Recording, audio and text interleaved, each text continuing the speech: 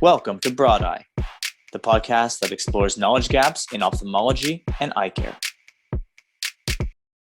Hello, everyone, and welcome to another episode of the Broad Eye podcast. My name is Sean Maloney, and today I will be interviewing Tom Brunner. Tom is the current president and CEO of the Glaucoma Research Foundation. Tom, welcome to the show. Thank you, Sean. Good to be here. Good. So we're going to spend some time talking about glaucoma and the Glaucoma Research Foundation, but I was hoping to start off with your history a little bit and your journey working in the field of ophthalmic lasers for a number of years, or ophthalmic laser technology. So if you can just talk about that a little bit and tell us how that led to your current role as president and CEO of the Glaucoma Research Foundation. Well, I'm an electrical engineer by training, and I graduated from college actually just a few years after the invention of the laser.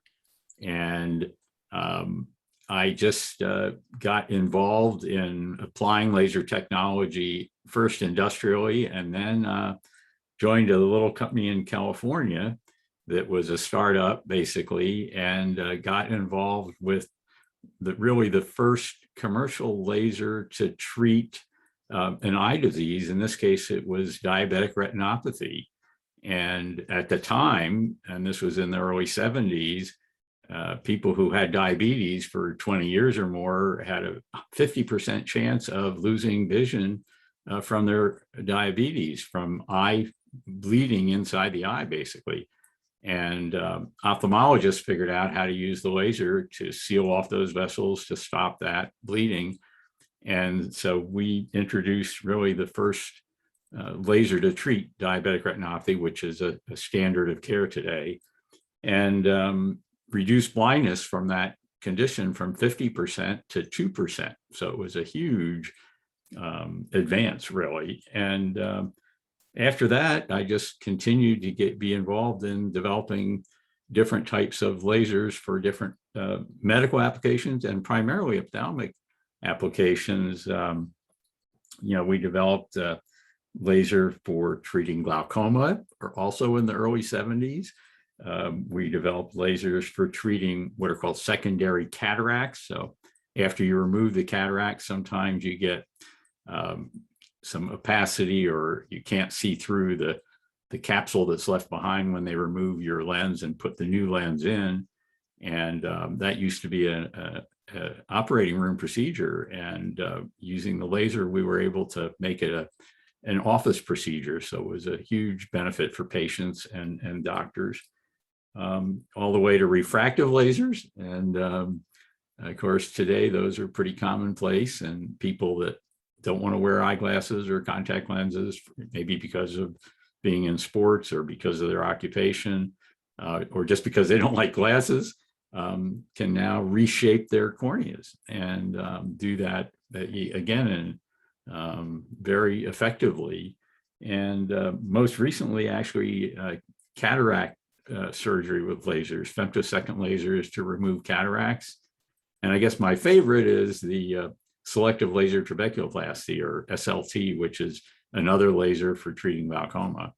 And so basically, after that kind of long career in the ophthalmic laser business and starting to think about what am I going to do next, I talked with a good friend who was an ophthalmologist, a glaucoma specialist, and he happened to be the founder of Glaucoma Research Foundation, one of the founders, and they just happened to be looking for a new CEO, and I was at the right spot, right place, right time, and we kind of knew each other, and I felt my experience would be amenable to working at the foundation, and was lucky enough to get the job. And now here it is, practically 20 years now that I've been CEO of Glaucoma Research Foundation, and it's just probably the best job I've ever had. And I just feel so fortunate with my career and with this opportunity to help glaucoma patients. That's amazing. So the first thing I think about when you're talking about the various ophthalmic lasers applications is, and I never really thought about this before, but how impactful the laser has been in ophthalmology in general, right? Like in myriad eye diseases, lasers are used for treatments, and even in some of the preclinical models of disease, I know that lasers have been used. So that's it's a nice overview that you gave there. But going to Glaucoma Research Foundation, so you've been there for about 20 years, so you probably know a thing or two about glaucoma. Can you maybe give just a brief overview of what glaucoma is? Who's at risk for glaucoma? Is it how prevalent is it? Like on a national or global scale, et cetera. Well, glaucoma, again, most people, if you ask them about glaucoma, they think, well, it has something to do with old people, and maybe they're aware that it has something to do with eye pressure because maybe they've had a test for their eye pressure at some point. But it's really a much more widespread than people realize. It does affect sort of depending, maybe 1 to 3% of the population. There are more than 3 to maybe as many as 6 million people in the US who have glaucoma. Globally, it's in the 60 to 70 million people. A lot of people, the interesting thing about glaucoma, so unlike cataracts or unlike macular degeneration, it's really a symptomless disease. The person with glaucoma doesn't know they have it. And by the time they lose enough vision to realize they may have glaucoma, they may have lost 40 or 50% of their vision.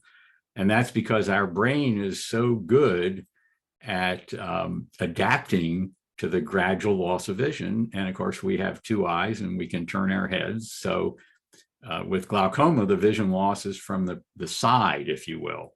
And so you don't tend to see it. And I can't tell you how many stories I've heard from different people about how they discovered that they had lost vision due to glaucoma. And sometimes it's, somebody running into the side of their car. They're at an intersection and they don't see a car to the side. So it's an insidious disease in that sense that it's symptomless. Yet a simple eye exam, I say a simple, really a complete eye exam, can often detect it early. And so it is the second leading cause of blindness in the world. It's the largest cause of irreversible blindness, but it's treatable. And the good news is if it's diagnosed early and it's treated, vision can be preserved. And so that's kind of what glaucoma is. It is technically it is a disease of the optic nerve. So what actually happens in glaucoma is the nerves that connect the eye to the brain are what are lost. And these nerves, you have about 1 million of them in your eye that have a cell on the retina, and then they have an axon, it's called, but it's like a fine wire, if you will, a fine filament that connects that cell in the back of your eye to the visual part of your brain. And one of the interesting things that not everyone realizes is that you don't see anything with your eye, you see with your brain. And so the brain is taking these electrical signals that come along these fine nerve cell axons, if you will, and take that information and make it into the visual things that we see and cherish, the colors and everything else. So glaucoma is a disease of those axons and nerves that causes their loss. And today there's really no way to replace them. So that's one of the things we're working hard on. No, I think that's a nice summary. The story about someone discovering that they have glaucoma because someone almost ran into the side of them or whatnot. I've lived that. So I have retinitis pigmentosa, as you know, and often starts with mid-peripheral vision loss. But I was still able to drive until I was about 22. During the day, it was fine to drive, and my optometrist at the time told me I'm fine to drive. I shouldn't drive at night though. And I remember driving myself up to university that fall, and it just seemed that a couple of times on the highway, a car just kind of seemed to come out of nowhere. I clearly had blind spots or islands of blindness in my vision that my brain was filling in, like you had mentioned. But then these things are just kind of coming into my field of view. And that day, when I got to the university, right there and then, I took my own license, so I stopped driving because it was just, Yeah. it was scary, and it was all of a sudden. But so you've talked about some of um, the basics, I guess, of glaucoma and how important it is. I didn't actually realize how widespread it was until, I wouldn't say until now. We had a conversation earlier, and you brought this up. I didn't realize how widespread glaucoma was, and that it was the leading cause of irreversible blindness globally. So it's certainly interesting to think about, because, as you said, a lot of people look at it as a disease in older people all the time, and don't know much more about it. But the foundation is doing more than just supporting research. The foundation has branches on the education side of things as well. So maybe you can talk a little bit about Glaucoma Research Foundation and these different branches of education, funding research, et cetera. Yeah, let me just mention, Sean, you also asked about what are kind of the risk factors for glaucoma, and I didn't really mention those. And one of them is age. Another is ethnicity, and it turns out that people of African descent, Hispanics, Asians are at higher risk, so they have a higher prevalence than people of European descent, and also family history. And I mention family history because it's so important that there is a genetic aspect to glaucoma. And so if glaucoma is in your family, it's really important to pay attention and get your eyes tested. And so that I just want to get that little plug in there for what some of the risk factors are for glaucoma. And your question about the foundation, the Glaucoma Research Foundation, it really, as an organization, we're 43 years old. It was started in San Francisco in 1978. We are national and even global today. The real impetus for starting Glaucoma Research Foundation was the doctors who were treating their patients and just wanted better treatments. So from the beginning, I think Glaucoma Research Foundation has had really a patient focus, and it was doctors wanting to do more for their patients, and particularly to have better treatments. And they felt that research was the answer. And today, I think we all recognize the importance of medical research to find better treatments, better diagnostics, better ways to manage disease and live with disease, and ultimately to cure diseases. So that was really the genesis of Glaucoma Research Foundation. And our three, probably our major areas of focus are research, and that's really patient driven because it's research to find, as I said, better treatments and a cure. Patient education and awareness to help really empower patients to manage their own disease, to work with their doctors collaboratively. And that sort of brings me to our third kind of one of our most important aspects of the foundation, which really comes again from the beginning, is collaboration. That through collaboration among researchers, collaboration between doctors and patients, collaboration among the doctors, we can advance the technology, we can advance the care more rapidly, and we can hopefully make some dramatic improvements in what we can offer patients. And our goal was really a world without glaucoma. So I like how you mentioned collaboration, and we're going to circle back to that in a moment. But I wanted to see if you could mention some of the pivotal research that the Glaucoma Research Foundation has funded in the past, because I believe that the foundation has been involved in some pretty noteworthy research in the glaucoma space. Is that correct? Well, I guess I can modestly say yes. That's fair. That's fair. But really, probably one of the most pivotal pieces of research in the field of glaucoma was funded entirely by Glaucoma Research Foundation, and it was a collaborative effort among glaucoma doctors to find out what was the best way to treat glaucoma, and it was called the Collaborative Normal Tension Glaucoma Study. And this study, which was a multi-center, including Canadian ophthalmologists and US, it was on the order of a 9 or 10 year study to identify the best way, to treat glaucoma.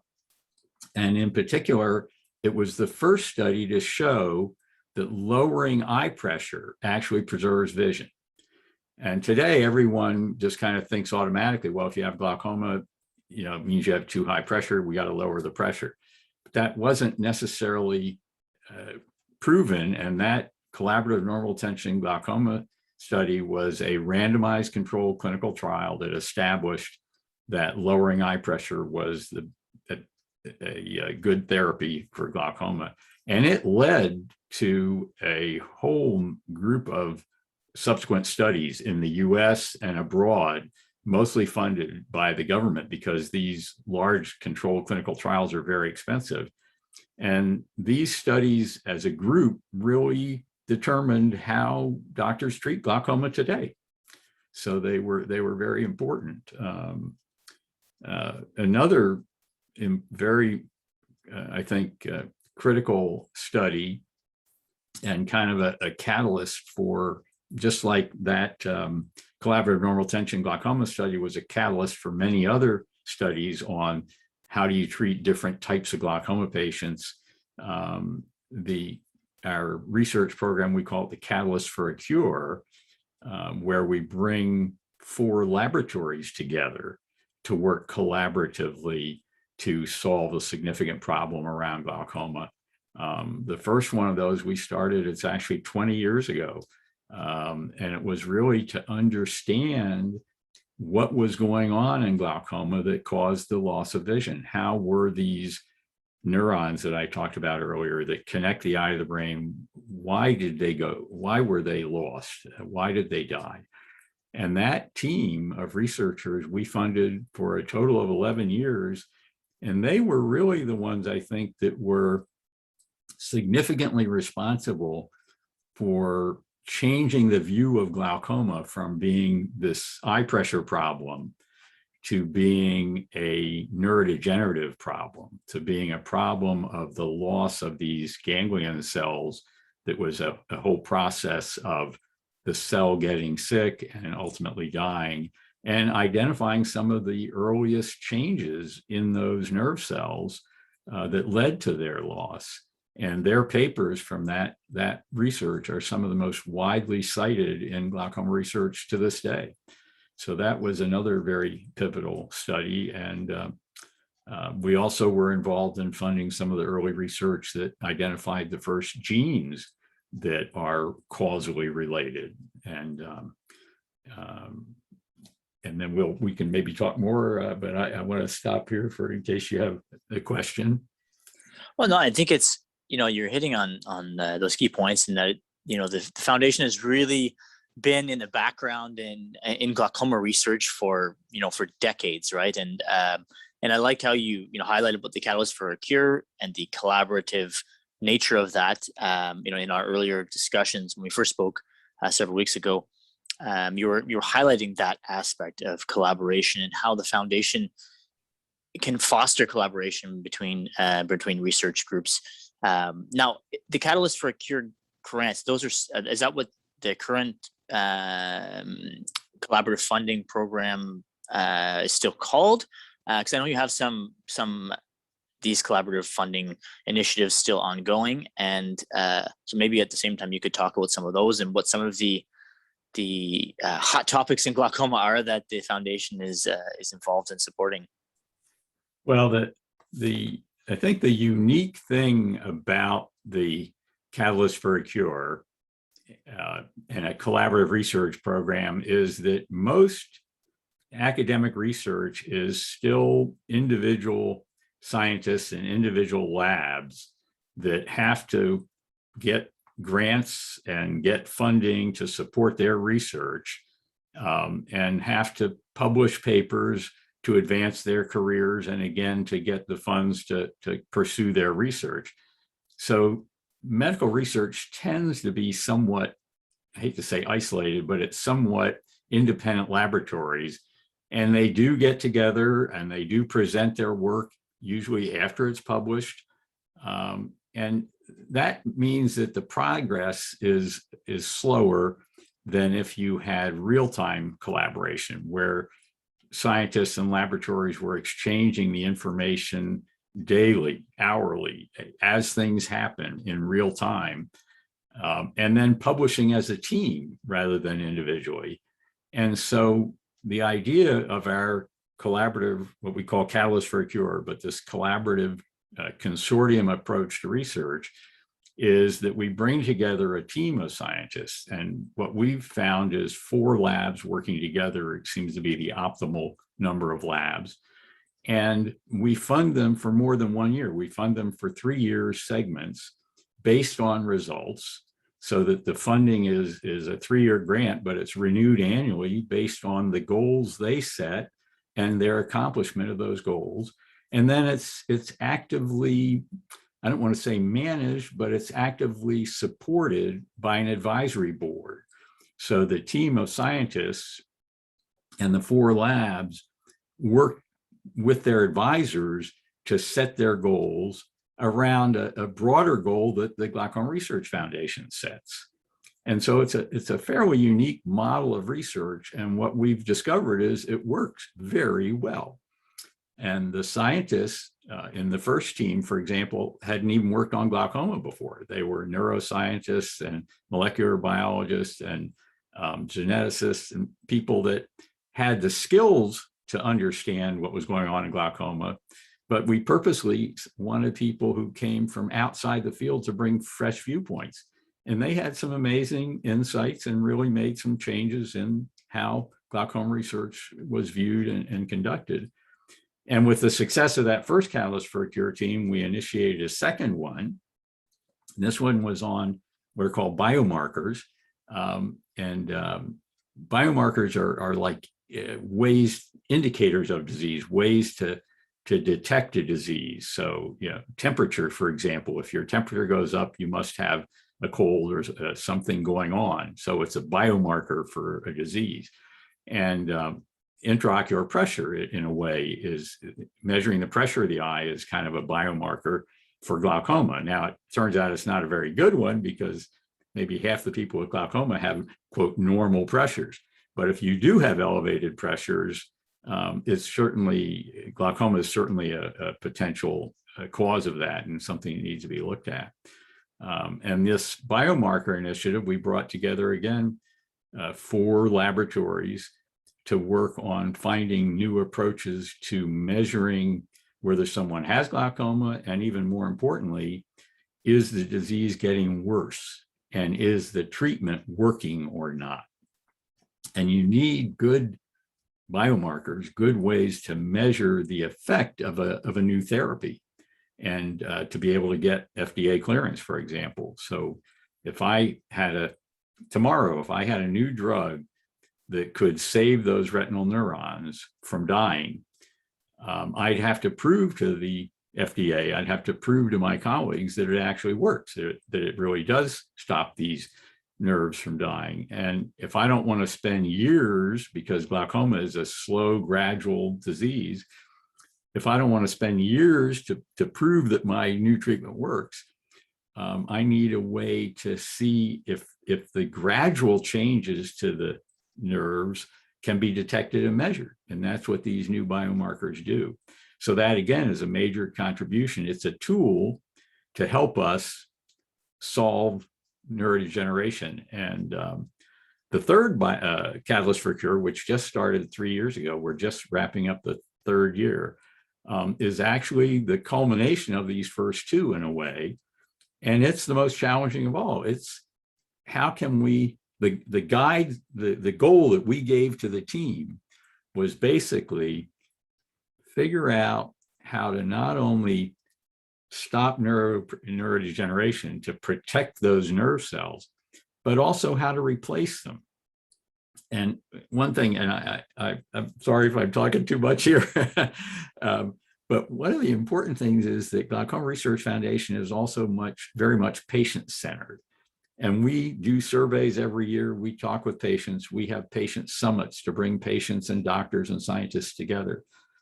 And one of the things that doctors told us is we have better and better treatments for glaucoma, but we have no way to replace lost vision. And Sean, you can certainly appreciate this because there's a lot of effort going on to find ways to restore vision that's been lost to retinitis pigmentosa and some of these other retinal diseases.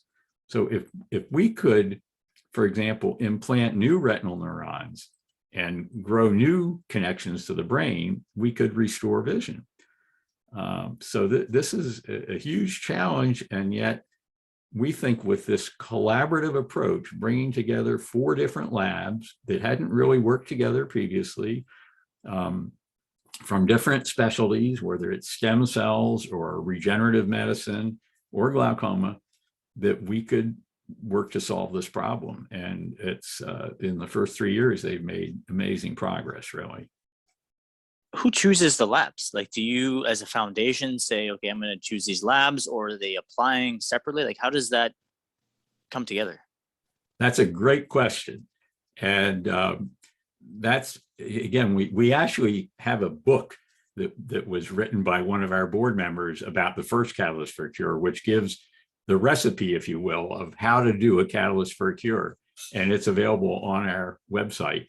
You can download it, and any institution could use it. But it's a thoughtful approach to selecting the labs. And what we do first, and we're actually beginning to think about another catalyst for a cure. But the first step is really to select the advisory board. And this is to find people who are the senior researchers, scientists in the field who are addressing, let's say, the problem we'd like to tackle. And then we go to them and ask them to help us better define the goal, and then to come up with recommended names of researchers in the field who might make a good collaborative team. And it's not easy to necessarily select this team. So normally we'll have a list. I think when we did the CFC3, we may have had 30 or 40 people who were kind of in that area of might be good potential participants. But we look, number one, for people who are really willing to collaborate, not just in name, but in reality, really kind of live with each other, visit each other's labs, share ideas, and publish together. So we're looking for people who are collaborative by nature. And then early in their career in some ways, where they don't already have a fixed area of research or necessarily a whole defined approach that they're working on, and they're just looking for more funding for something that they want to do, because we're really asking them to do something that we want to do. And so they have to be willing to kind of shift a little bit, and in some cases, maybe a lot, to work, to spend a certain percentage of their time working on the problem that we suggest. And then we did, for this last one, we also did open it up to applications, and the advisory board did interviews. And so it was a fairly rigorous, it took us about a year to organize and bring the scientific advisory board on, and then the scientists. And in the end, we just have ended up with a dream team, and we're 3 years into it. And this team acts like they've been working together their whole career. I love that. It's so different, I guess, right? It's like if you were building a startup and saying, okay, I need an engineer, I need a product manager, I need this, I need that. Maybe none of them ever worked on the specific problem at hand, but they're all bringing unique skill sets that put together are going to be synergistic, right? So I love that. I love that approach. Now, Sean, I like your that thought of like a startup, because having done a few startups myself and been involved in startups, it's there is a lot of similarity there, and I think part of the way this whole idea came to being was this blend of industry people, startup people, scientists, and doctors, and the overriding idea of collaboration, and a successful startup. That's a great way to look at it, because that's in a way what this is. No, for sure, for sure. So I have just a bit of a left turn here, but we are still in a pandemic. For how long, who knows? How has the pandemic affected the foundation in general, and maybe particularly the fundraising that the foundation does that can support some of these sizable grants? Well, as you can imagine, the pandemic has had a huge impact, I think, on everyone and in almost every aspect of our lives. I think, number one, it has certainly given me personally, it has given our team a real appreciation for the scientists we work with, the donors we work with, and our colleagues, the team itself. And we truly missed the in-office experience. We went remote in March of 2020, I guess, and we only started back into the office, earlier this year. And we did it pretty seamlessly. We had a plan for business interruption. We never thought we'd really use it, but we had a plan. We were already using Zoom and had been for a few years. So the transition to Zoom was seamless for us. And so really, the good news is our donors really, they didn't lose a step. They didn't drop the ball. We actually had one of our biggest years in 2020. So the donors stood by us and wanted to see this research go on. The scientists had their labs closed, and yet they got more done because they figured out, oh, this is great. All this, online research I've been wanting to do, the meetings we've wanted to have that we haven't been able to get to, they were able to do, again, just sort of shift a little bit their emphasis, continue to work closely together. And some of the labs did allow, where there were experiments that just couldn't be interrupted, they could go in periodically.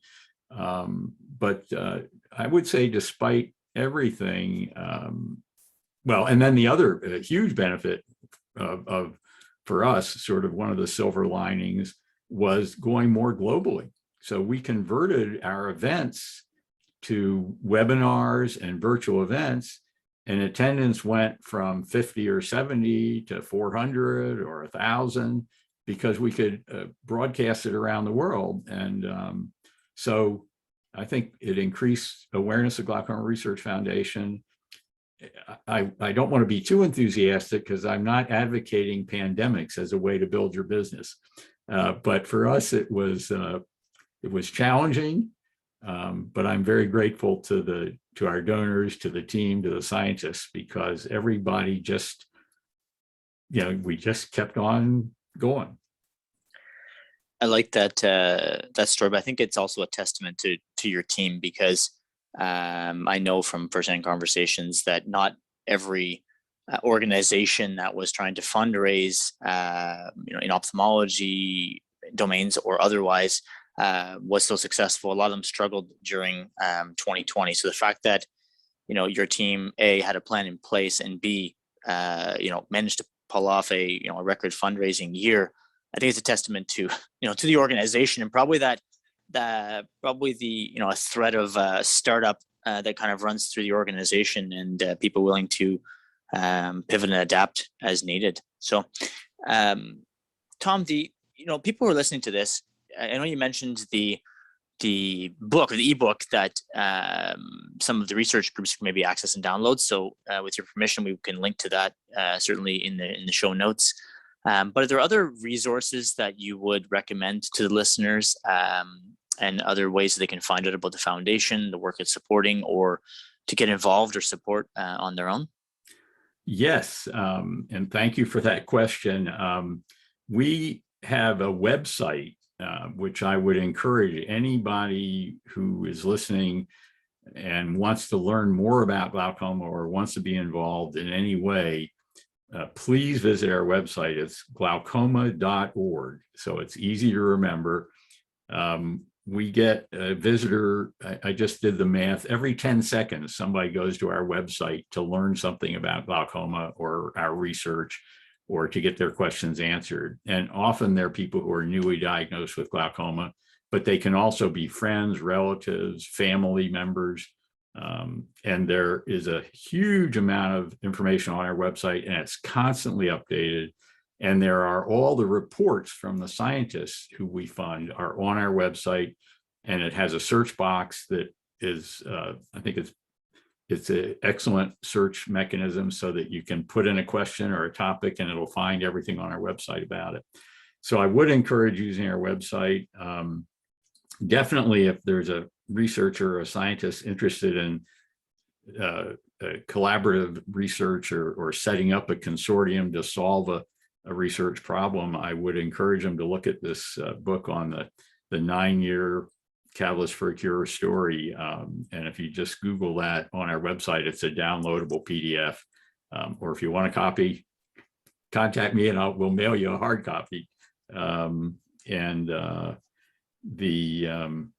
Yeah, so I think the website is a key to learning more. And as I say, the booklet's available and the research reports are available on the website. So Sean, I'm not sure if I answered your question completely. Yeah, no, of course.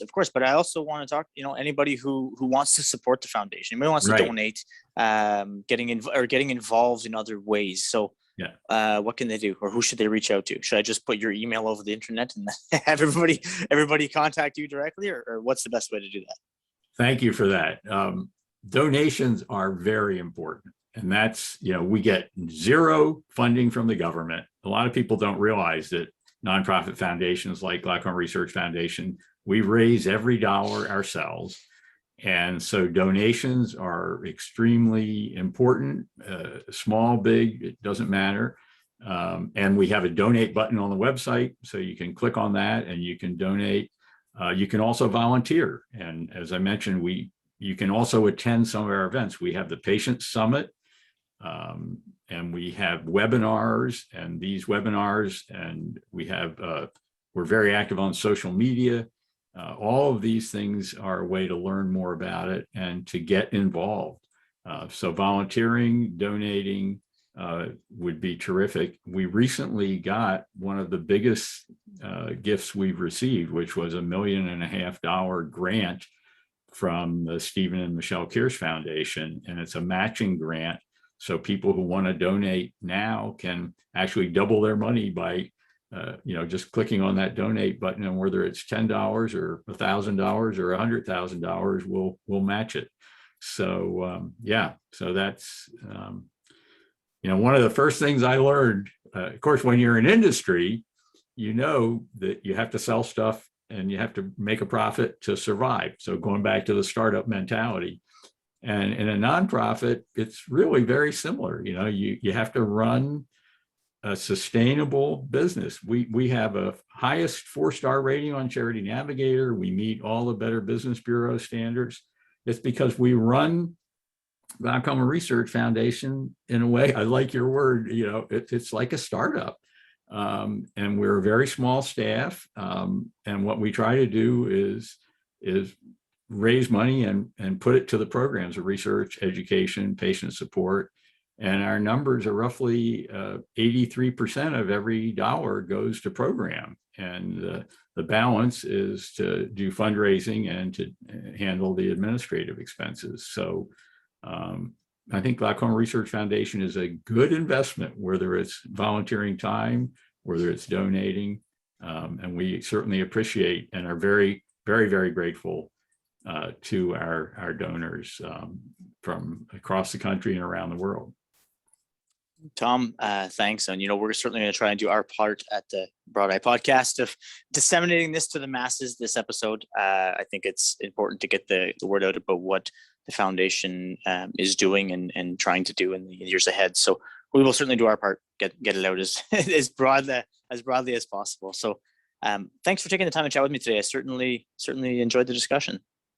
Well, I did too, Sean. Thank you for the great questions and for reminding me that I do need to ask for donations. So, and you have a good day, and I hope your listeners learn something from our discussion. Thank you. And that concludes today's episode of the Broad Eye Podcast.